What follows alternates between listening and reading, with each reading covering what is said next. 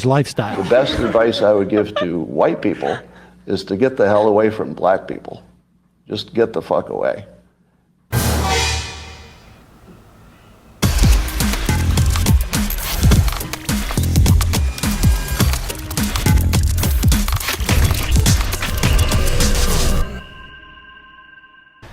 Hey guys, welcome back to the Mad Box. It seems that every time I get on the internet, the world is always going crazy. So today we'll be talking about Scott Adams, a white man who said that white people should stay the heck away from black people.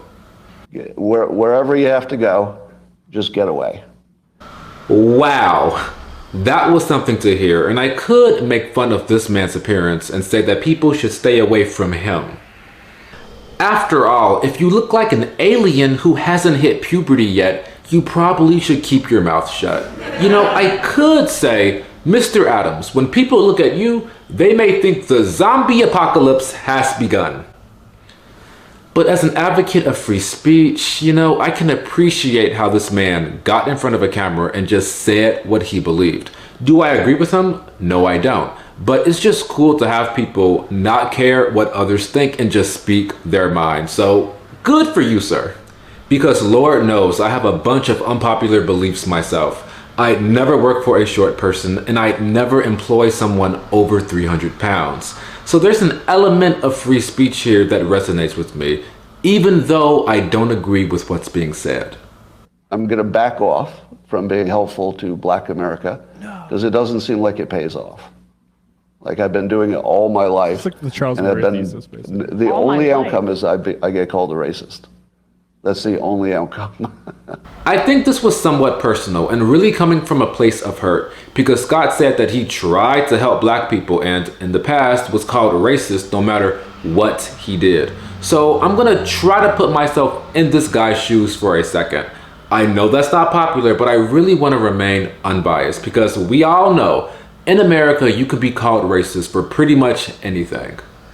If what he's saying is true and he did his best to help the blacks and no matter what he did was called all these horrible names, then understandably that can be very frustrating. But where this guy completely loses me is saying that all white people should just avoid all black people because at that point you sound ignorant.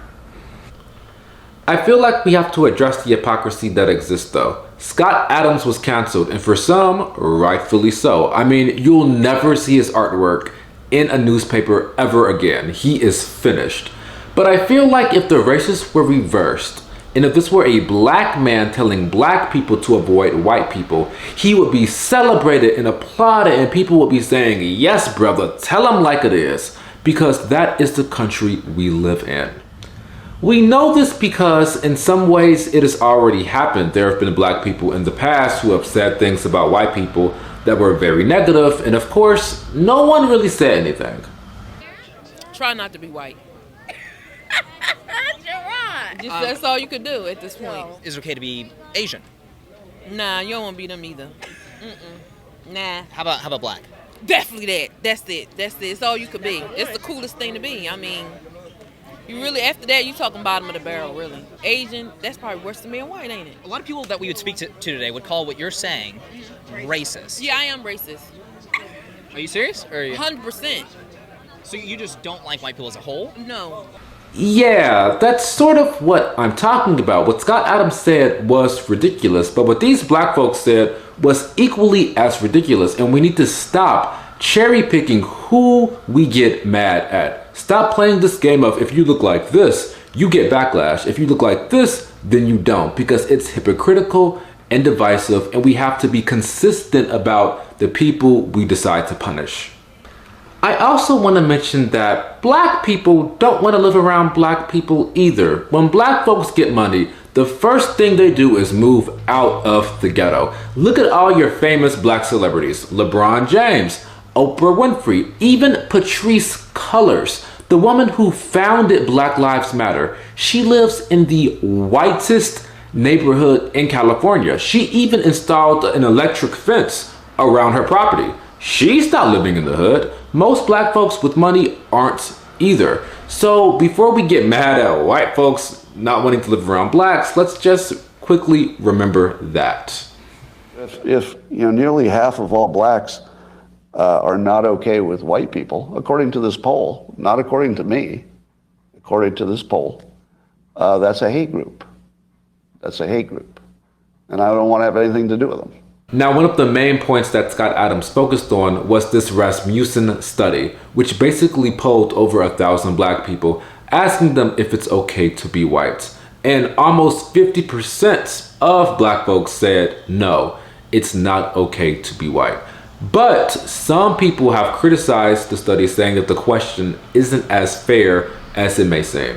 The SPLC had said that, it's okay to be white as a statement was hate speech. And the reason that SPLC classified it as hate speech is because that phrase, it's okay to be white, was used, it started on 4chan where they were telling people, all of this stuff is going on with wokeism and all the thing, right? And so what we need to do is let people know it's okay to be white, plaster that across your university campuses and on buildings. And that's what happened over Halloween. That's when they told people to do it. They gave a whole, on 4chan, this user gave a whole directive about how to plaster this. And so that statement, it's okay to be white, was used as a way to counter the narrative about diversity, equity, inclusion, and anti-racism. So it was sort of the all lives matter response to Black Lives Matter. I think that's lost in translation, as far as I can tell, about how the question was framed that Rasmussen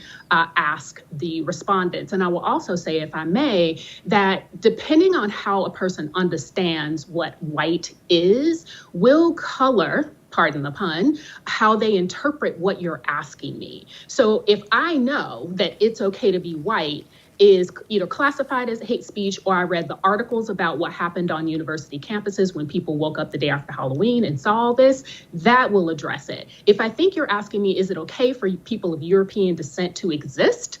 If that's what I think you mean white is, that's a different question. If I see white as an inherently political identity, so here I'm pulling in the typical anti-racism speak, then I respond differently about that. So there's nuance here that I think is lost, both in the poll question and also in people's understanding of the history and context. I completely agree with her. I think a lot of people are not understanding this, and they're saying, oh my gosh, 50% of black people don't think it's okay to be white. That's a hate group, and they're jumping to all these conclusions. But what we have to understand is that the question, is it okay to be white, is a very different question from, do you like white people? And here's why. The color white has been so negatively politicized in our society. We had Coca-Cola coming out saying, be less white. We even had the University of Chicago teaching a full-on class about the problems of whiteness. You can't expect this sort of anti-white rhetoric to exist and then be surprised when black folks respond a certain way in the study. Basically, I think these black people sat down and thought, white. Is it okay to be racist? Is it okay to be imperialist or evil or an oppressor? Things like that. Not that I agree with it, because of course I don't. But I think these black people associated all of these negative things to white.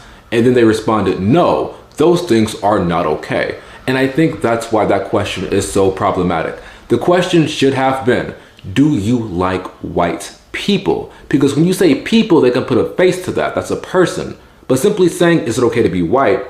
Okay, that can mean anything, right? And people will take from that which they will, whatever they want to take from that. So basically, that is my rant. Hopefully it made sense. I do think the question is problematic. I think people are going to associate all of these ridiculous negative connotations to whiteness, leaving out their feelings on white people.